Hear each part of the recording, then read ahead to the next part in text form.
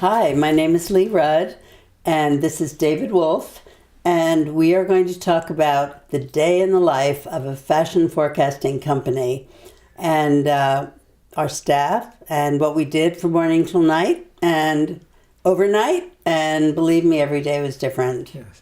And there was no such thing as a typical day. And one of the things that makes working in the trend forecasting business unique was that you're never existing in the present. You're always thinking about the future because that's actually, where the ideas are coming from. Right. And so our typical day was 19 months ahead of whatever the given day was, because that's when we would start concepting the first creative meeting for a new season, 19 months before the merchandise would actually be on the selling floor. And we would start with a creative meeting. I think our staff was usually about 13 to 15 creative people, but of course you had a support staff as well, didn't you? Yes, in sales and stringers around the world and office management. Yes. So in that way, it was like any small business. It operated, but we always worked out of very interesting premises. I think my favorite was in Chelsea when we had the carriage house and the house in front of it and the courtyard, and it was just a beautiful Tudor building.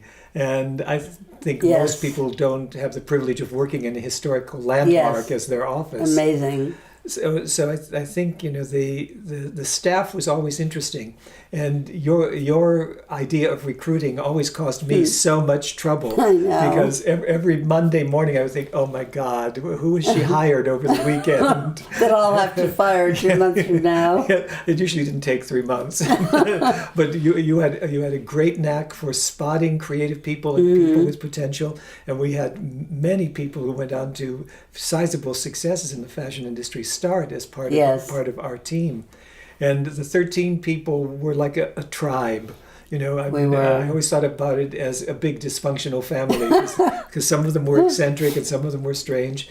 And when it became time for the collections twice a year, we would travel, 13 people traveling together. Imagine. And being the eldest of 4 children, I always had a father complex anyway, and I can remember counting suitcases one day in New York in the middle of a blizzard when I had to account for the luggage for 13 people to get into the limos to go to the airport. But didn't you tell me that one was missing, or was that there was always one missing? Oh.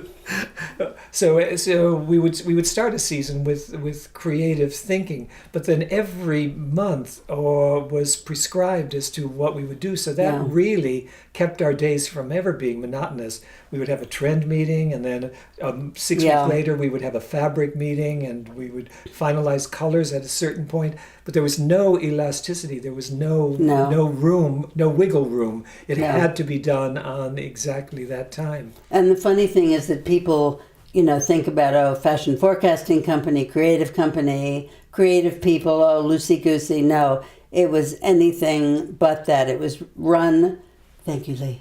It was run like a corporation. I mean, we had, very definite schedules and deadlines that we had to meet. And sometimes, though, you did get carried away with wanting to make it more corporate than the people wanted it. And there was a day when you came in and said, I think it would be really nice if all the staff wore white lab coats, and it would make us look very, very serious. And immediately we had 13 people who said, if we have to do that, I quit. That's the last straw. No, but I mean, my thinking was that it was like a laboratory of very creative people coming together to solve problems and look in microscopes and so it wasn't a bad idea. It's just that the staff rebelled. So it's just that they thought it was a bad idea. Yes, exactly. So that was a mistake, I guess. And the traveling with such a big group was necessary because there were so many fashion shows and so many different responsibilities.